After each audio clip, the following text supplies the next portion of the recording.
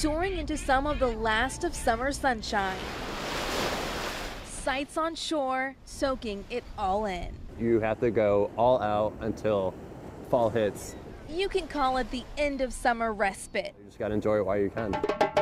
No matter what side of town you're on. This is the 27th year of the African Festival of the Arts. In Washington Park, The drum village is like the heart of the festival itself. So we set the tone, the spiritual tone, the physical tone. a tone of celebration, of gratefulness. Seize the day. You know, they say no other city does summer quite like Chicago. It's the last Friday of the summer. And that alone is reason to dance. A party in the park before sweater weather creeps back in. A chance to let go and hold on to the last of summer. Oh, this is what Chicago's all about. This is what Chicago's about.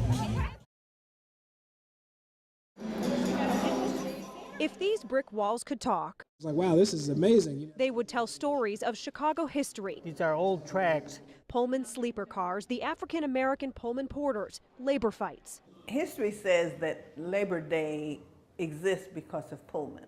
George Pullman, the inventor of the Pullman sleeper car. Factory workers upset with wage reductions went on strike, 4,000 strong in Chicago, but it stretched throughout the nation. Were it not for that strike in the 1800s, there would not have been a pathway or doorway through which African Americans would come. That same year, as a way to ease tensions with the railroad union, President Grover Cleveland declared Labor Day a federal holiday. Pullman gave me the opportunity to work with my hands. Alfonso is a third-generation railroad worker. I had an opportunity to work for building maintenance. That's where I came across a lot of this stuff. I got fire hydrants. When Pullman Railroad closed its doors in the 80s, So I got blueprints, this was all considered junk. and I got keys. He started collecting that junk. And then I realized that this is very valuable, and I live in a historic district. He is history. He is Chicago. He is the reason why you and I are able to stand here and have the liberties that we have. Liberties old and new that Jaquita Johnson appreciates and knows all too well.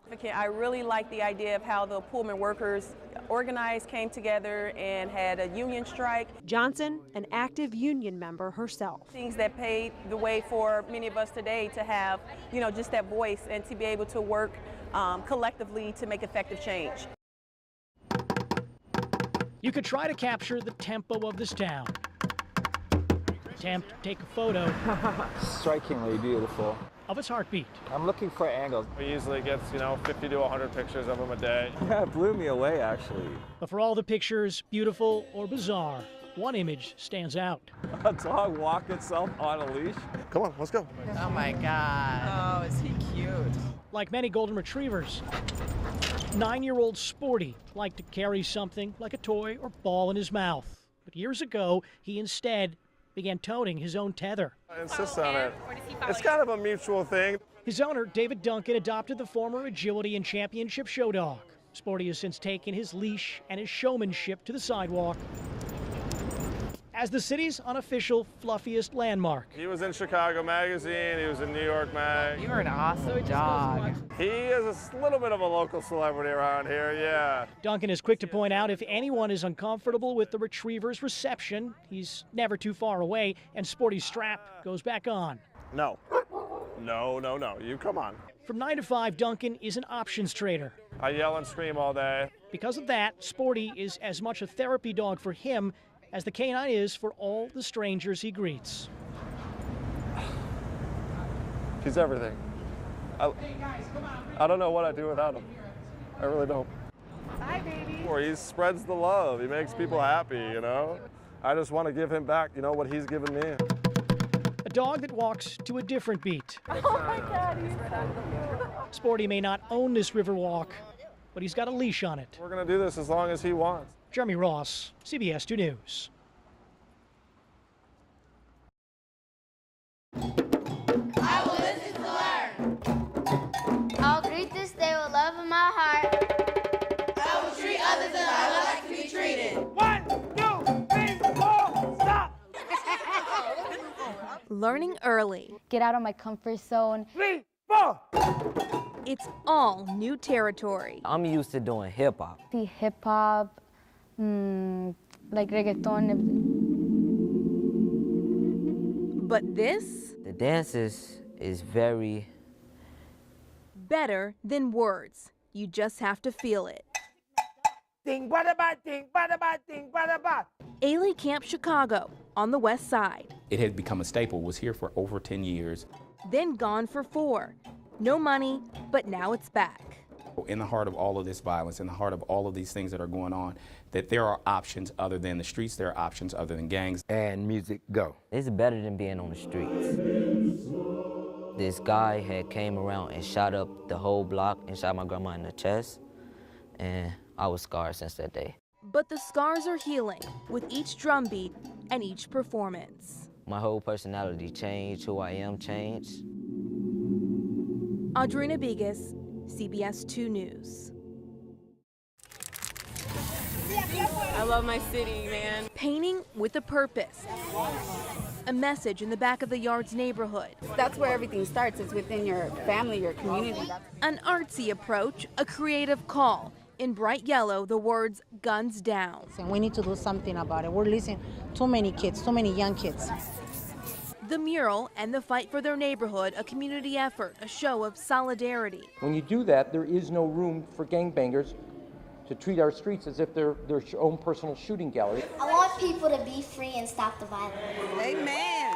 In Bronzeville, even the youngest praying for peace. Heal the hearts of the broken, the young people that feel like there's no hope, the people in Chicago that's now feeling hopeless. I don't know what you've been told. Taking their message from the pulpit to the streets. We leave our walls and we go outside. Members of Apostolic Faith Church want a safer, more peaceful neighborhood. What is your hope and your prayer for this weekend and this summer? Our hope is to be difference makers first, to let them know there's a better way. Not far from the busy bustle of Madison and Wacker. You'll see paint particles on the pavement. Dog red. A rash of rouge on the road, kicked up by foot and car traffic, initially removed by workers.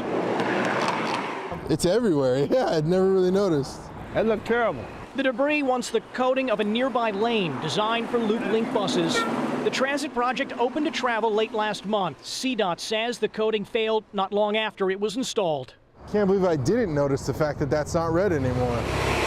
It was recently removed, the city calling it unacceptable, instructing the contractor to fix it. Very embarrassing. It hasn't even been 2 months. Kyra Hunter used the service since it began. It is designed to speed bus travel during peak hours from 3 miles per hour to 3.75, with a total cost. 41 million? That's a lot of money.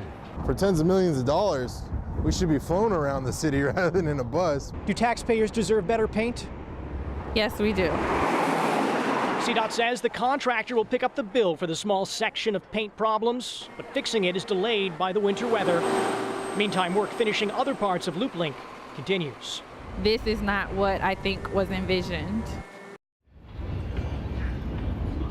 I went Inglewood.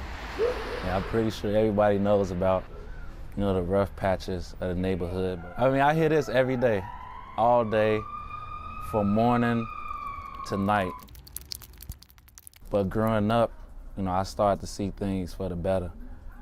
I had this picture in mind that, one day this community will actually be better. He kind of self-initiated this party, if you will, through his efforts, and people donated money, donated toys. You get a football?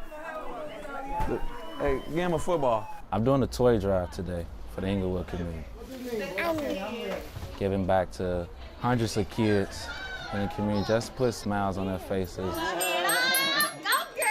Hey, I see you, girl! If I can make a kid smile, that's my goal. If I can help a kid graduate, that's my goal. If I can help a kid obtain a scholarship, that's my goal. That's what makes me proud. That's what I get out of doing everything for this community. A lot of people right now is less fortunate. They can't get out and do what they need to do. Most people don't have jobs to earn the money to provide for their families. Any more basketballs in there? It's about giving, and I appreciate it. I really do. I'm proud of Inglewood. You know, I hear a lot of negative stuff, but we're doing a lot of positive things too. So I think that's where the change starts. Merry Christmas. Yeah, bye now.